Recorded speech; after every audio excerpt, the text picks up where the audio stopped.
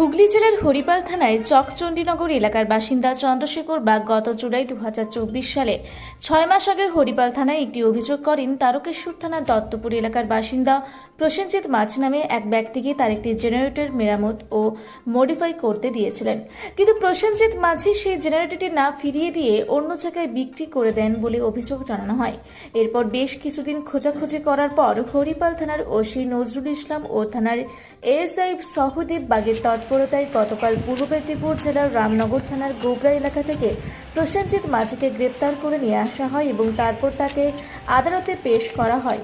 হরিপাল থানা সূত্রের খবর, এর আগেও ওই ব্যক্তি একাধিক জেনারেটর সরানোর নাম করে বিক্রি করে দেওয়ার অভিযোগ রয়েছে বলে জানান।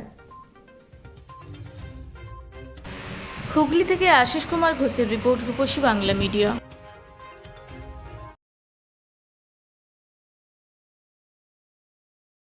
মুড়া ব্লকের লধুরকা গ্রামের অদূরে অবস্থিত দৌলত পাবলিক স্কুলের দখলে থাকা বেশ কিছু জমি নিয়ে শুরু হয়েছে আইনি জটিলতা।